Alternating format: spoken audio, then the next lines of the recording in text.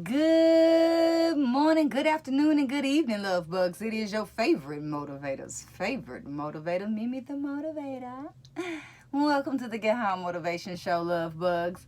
Welcome, first timers. If you are a first timer, let me tell you the rules around here.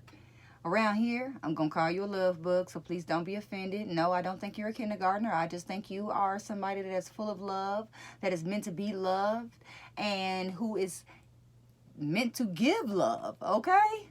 So as a love bug, we have a responsibility of working on being 1% better in one area of our life every single day.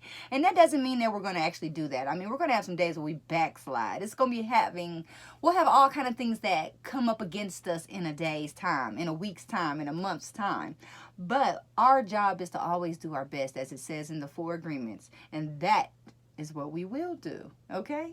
Today we have a regular show where you have just all me. It's all Mimi the Motivator just for you, baby. We're going to have our food for thought, and then we're going to have a conversation about boundaries and people violating their boundaries, and I'm going to let you dip a little bit in my personal world, and then we will transform someone's mess into a message. All right, my food for thought today. I was reading a book or a chapter in a book about journaling and about a journaling workshop, which I really thought was phenomenal. Like, oh, I need to do that. But there was a quote from a diarist who attended this workshop by the name of Anais Nin. And she says that the lack of intimacy with oneself and consequently with others is what created the loneliest and most alienated people in the world. She goes on to say that Progoff, which is the guy who gives the journal workshops, that ultimately proves that the process of growth in a human being, the process out of which a person emerges, is essentially an inward process. So the lack of intimacy with oneself and consequently with others is what created the loneliest and most alienated people in the world. Progoff ultimately proves that the process of growth in a human being, the process out of which a person emerges, is essentially an inward process. Which means it's all on you, boo. I'm just here to assist. I'm just here to educate, which means I'm just here to pull what's in you out. You are your own salvation. But you do need people in your life, okay? People have value. And it's funny that today I sent out a text message to someone that I was having a character building conversation with, that I prefer peace over people. But it says a lack of intimacy with oneself is really what is creating the loneliness. It's not that people aren't around, or people aren't spending time with lonely people. It's that lonely people are not spending time with themselves. A lot of times they fill their days and their time with busyness. Whether they have a job or not, they could even be retired. But they are filling their life with places to go, people to see, things to do, anything that keeps them from having to really sit down with self. And as I say all the time, if you don't want to spend any time with you, why do you think anybody else would want to spend time with you? It's so ironic that it's not ironic, it's divine. It's divine that today's food for thought so reminds me of the person that will be the point of reference in today's conversation, because this person appears to be what you can definitely call lonely and alienated. And lonely people have a certain way of being. And lonely people act like they don't want anybody to be around them, when the truth of the matter is they really do desire company. Sometimes people are miserable and they want company, but they make their company miserable, which makes their company not want to be their company anymore, right? But I think it's because they haven't taken the time to really see what's going on with self And then when someone comes into the door, whatever is going on with self is now being amplified in our experience with this person. So typically whatever it is that you don't even like about yourself, you're definitely not going to like in someone else. You're not going to really even be willing to tolerate in someone else. But when we want to grow, and if you're listening to this show, I am positive that you have a desire to grow. Our growth is not going to come from outer things, from people outside of ourselves, from forces outside of ourselves. It's going to come from inside, just like motivation. Very often motivation is looked at as a catalyst when motivation is more of a byproduct. If you're waiting to be motivated to do something, you got life all backwards. Motivation is something that happens once you accomplish something. It motivates you to do it more. Discipline is what is required to get started. You have to self-motivate. You have to go within to find the power that you need. You have to go within to find the person that you need. Where you're thinking that there's someone that you need to show up in your life. You're thinking maybe that you need someone to make you complete. Whether that is in a romantic sense or even in a business sense. Sometimes in a business sense as an entrepreneur.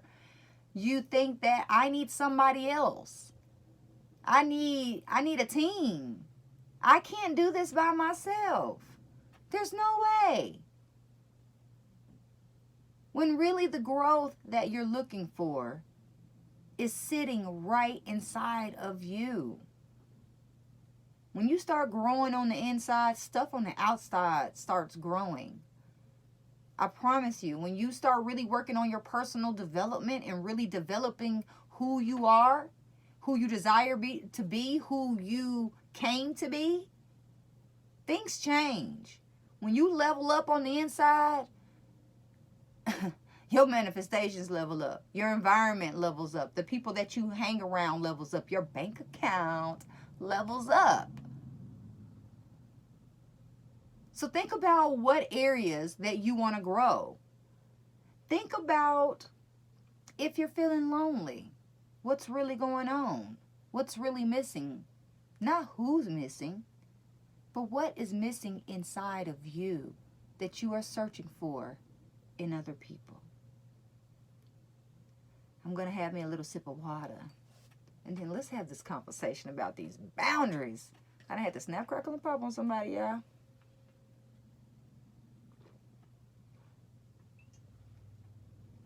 So if you haven't already sent me a private message, a DM, or something to let me know that you're listening, what are you waiting on? If you haven't hit that 5 stars or comments, get it done. It makes a difference. It makes a huge difference in who I am able to reach. And it also motivates me to keep going. So if you are enjoying this show, make sure that you hit a like button, hit a heart, hit a whatever it is that you need to hit, but then take the next step and share this show with someone who matters to you. Share this show with somebody you just feel like, you need to hear this. They could be a friend to me. It doesn't matter. So today, love bugs, I had a text message that said that it was reported. Like, wow, I can't believe you're really the self-centered little person that you reported to be. There were so many things in that statement that I could have just ripped to shreds. But I really felt like, thank you. So those of you who are subscribed to my YouTube channel, then you may know what I'm talking about already, because I recorded a quick little video that definitely made me feel better, definitely put a smile on my face, where I was feeling a little bit burdened and a little troubled or upset or challenged in a sense. So what happened was, I want to say, first of all, that I crossed my own boundary, and then I realized that in my exercising boundaries that I upset somebody. So that's what happens. When you decide that you have boundaries, and then when you flex your boundaries, sometimes it triggers emotions in other people that I don't even think sometimes they're expecting. And that's not our fault. That's not our responsibility, is what I'm going to say. It's not our responsibility, and it's not for us to necessarily do something about. See, we have grown up in a society, especially if you're in the Western world, you grew up in a society where boundaries really don't exist. If you say yes, then you're being nice. If you say no, then you're being mean. If you answer every call and text message, you're being nice. And if you let some go by, you're being mean or negligent or rude or whatever the case may be. Here's the deal. Very often, people would like for you to make them priority in your life, which is understandable. They feel important. They feel like they matter, and they want to matter in your life. I get it. But who matters in our life is totally up to us. And there's this saying that says something along the lines of, people who don't matter too much, don't let them matter too much. Because they will try. People will try to flex on you, on your time, on your energy, on your resources. And that's why we have to have boundaries. So I have boundaries of when it is that I am available by phone. I have boundaries of when it is that I'm available by email. And for toxic people especially, they definitely don't like that. They feel that I am being rude with my boundaries. I am rude because I do not respond to you on a Monday, but that is my choice. Monday is when I unplug from the world, from society, and I plug into self. That's something that I have to do for myself. So our boundaries a lot of times are to keep us safe. Like boundaries out in the world. We have boundaries on the street. We have those lines. Those lines keep us safe. Now granted, yes, we're going to cross the line sometimes, and people are going to cross the line on us sometimes. That happens, yes. But the main goal is to stay within the lines, to stay within the boundaries. So today when I expressed what my boundaries were, this person really got upset. And I was labeled as self-centered, which in my past life, in my past ego, I probably would have been offended completely. And I probably would have done everything in my power to justify why I am not self-centered. But in this day and age, I know better. And I am self-centered as much as I possibly can, even though it doesn't really work out like that in reality like I wanted to. But self-centered means that I am at the center of my universe. And that the decisions that I am making are revolving around me. Being that I am a single woman with no children, in reality, who else should I be revolving around but self? What people are telling you is that I want you to revolve around me. I want you to make your priorities around my priorities. I want you to make what I feel is important to you. Right now, when I say. So next time somebody calls you self-centered or calls you selfish, sweetheart, know that you are doing the right thing. You're on the right track of doing what you're supposed to do for you. Boundaries come in all different types of shapes, forms, and fashions. We have to have physical boundaries of how we want to be touched or how close you can get into proximity of me type of boundaries. How you can speak to me. Verbal boundaries. What I'm willing to allow into my ear gate and not. Because I'm very particular about that as well. And I'll let you know, I got rules to my conversation. Great minds discuss ideas. Average minds discuss events. Small minds discuss people. And tiny minds discuss people's business. And I really don't want to be looked at as a tiny mind or feel like a tiny mind. So I'm going to stick with that, great minds level. I don't like to gossip. So people get a little offended because I don't want to gossip with them. It's called boundaries. We have to have moral boundaries. And deciding of what is our limit of what we're willing to do and not willing to do. Boundaries, a simple definition of boundaries is what's okay with me. So what's okay with you? What's okay to happen with you? What's okay to happen in front of you or in conjunction to you, involving you. We have to have financial boundaries of how much we're willing to spend, to not spend. We have to have boundaries of how much we're willing to lend, how much we're willing to borrow. All this is surrounded boundaries. And we have to have boundaries for our own personal safety, for our emotional security. Because when people violate our boundaries, it hurts. But typically people have violated our boundaries because we have not properly expressed them. See, there's some rules to boundaries. First of all, you have to decide what the boundaries are.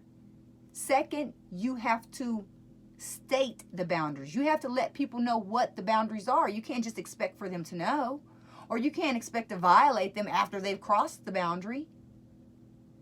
And the third thing is that you have to maintain your boundary. So this morning, I think what really led to the demise of the conversation was that it began with me not honoring my own boundaries.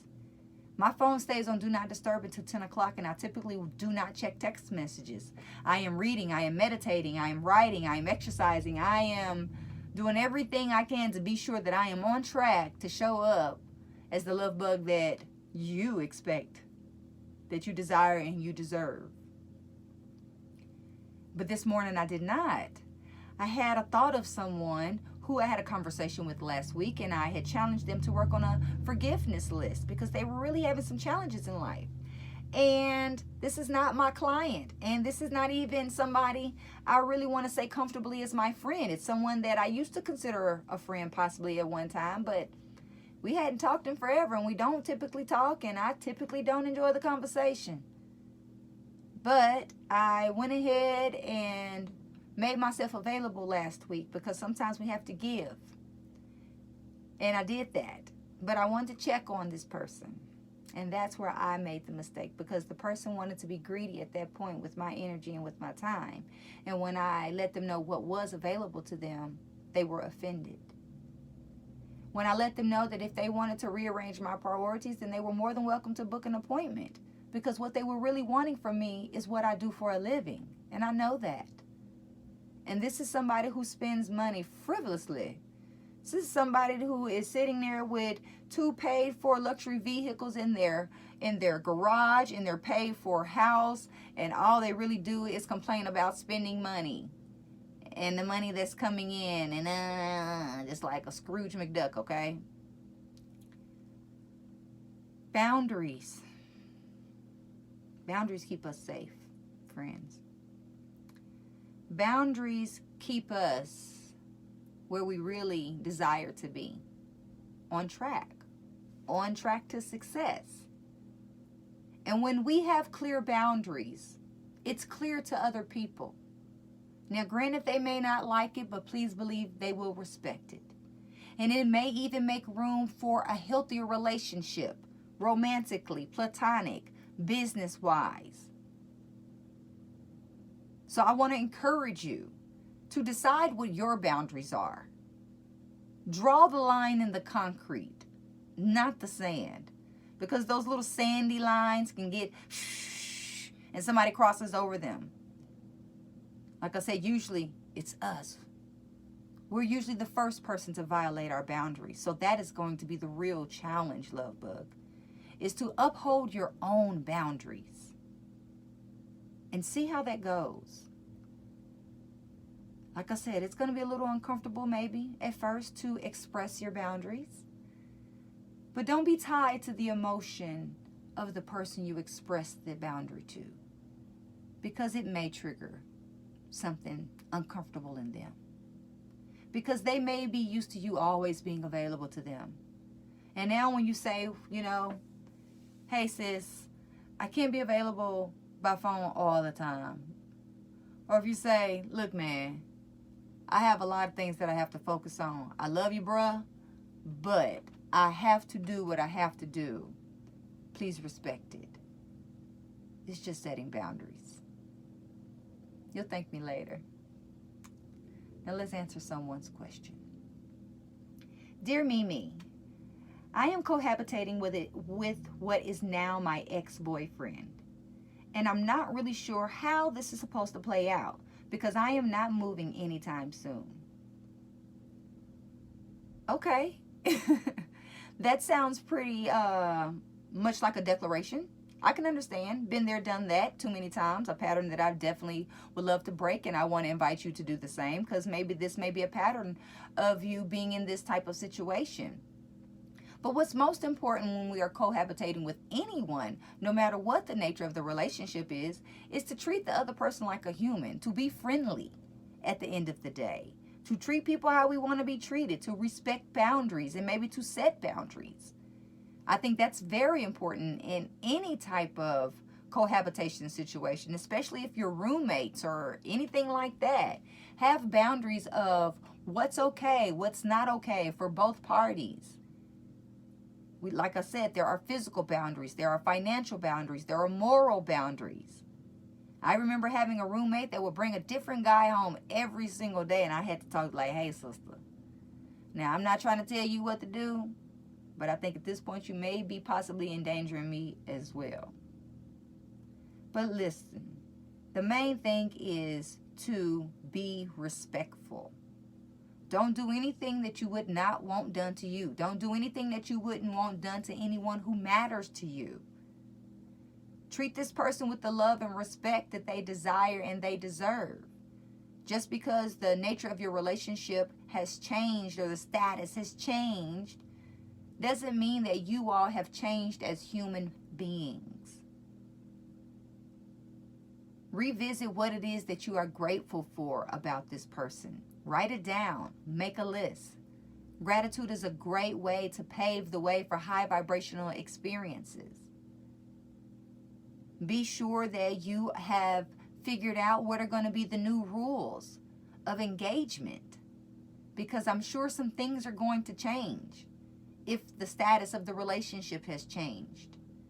Figure out what that looks like. Figure out how this can be best for the both of you all. Think about the word altruism, which means we're making decisions with the other, considering the others, or at least involving the others possibly. Maybe there need to be some house rules that you all lay down that you both are going to follow, because it can't be one way. Decide what you're comfortable with. Consider what you're not comfortable with and let that be known. So this is an opportunity maybe to reevaluate what your personal boundaries are. And maybe even in this relationship, how they may have been violated in the past by either you or your ex-partner. Because like I said, it's typically self who does not uphold the boundaries. It is typically self who does not uphold the rules that have been set forth. Kind of sound like the police, huh? They got rules that they enforce, but they don't follow. You don't want to be like the pigs, okay? But all jokes to the side, the main thing, like I said, is to operate from a place of love. Do not operate from a place of fear, because that can definitely settle in a situation like this. Fear of what's happening next. Fear of your livelihood. Fear of what your partner might now be doing in their new relationships. All of these things can come into play. But what I definitely want to encourage you to do is to think of yourself, and not in a selfish, forget you kind of way, but in a way of what would best honor me? What actions can I take and what behaviors can I demonstrate that will best honor myself, my boundaries, and this other person's boundaries too? What can I do to still be a person of love, worthy of love, giving love, seeking love, or open to receive love? Because you still can be loving to one another, even in a platonic manner. And know that breaking up is a process. Please go back and scroll through, because it's a show for that. Breaking up is a process, so know that, and give both of you a pass in this process. Be patient in this process. And be proud of yourself in this process when you are going along the way. And just know that as the days go by, with time, you will heal. The relationship will heal. So focus on self. Don't focus on the other person in the house, because that's easy to do. Focus on how you can create harmony. And pay attention to how things that you have done or said, or maybe even doing in your present, that can be contributing to discord. Harmony is everything, especially when people have to be in the same space. I don't care if it's you in an office sharing cubicle spaces or whatever it may be. Honor yourself and honor the people that you are in conjunction with. That is the moral of the story. How can you do that? How can you continue to honor who you are and honor who the other person is as well? Because remember, I am encouraging you to be self-centered, but I am not encouraging you to demonstrate behaviors cognitively that will damage the other person, damage the relationship, or create discord. Love bugs, I think you got this. If you've never sent a question in, don't be afraid. Go on and send it in. I won't say your name unless you want me to. I don't mind giving shout outs and stuff. And if you want a shout out, then hey, you better drop something in that Cashapp or on that PayPal, and I will give you a shout out to everybody so everybody can come and look you up. That's what we do around here. We're trying to connect and network and build and grow and expand. And we can't do that without each other. So let's make sure that we are building healthy relationships. Let's make sure that even when our new relationships coming into the future, that we are establishing boundaries up front and not after somebody has crossed it, okay? And draw those lines, not in the sand, but in the concrete, okay? I am your favorite motivator's favorite motivator, Mimi the Motivator. Tell somebody about me. Share this show. Be sure that you hit the like button, the subscribe button, add to collection, whatever you need, so that way me and you can come together again next week. Because I'm going to be looking for you, and I'm going to be here for you every single week until I can't do it no more. And then I'll find somebody to replace me. But that will not be anytime soon, so hey, don't worry about it. You just make sure that we continue to come together so we can be 1% better in one area of our life. Be happy. Be healthy. Be you.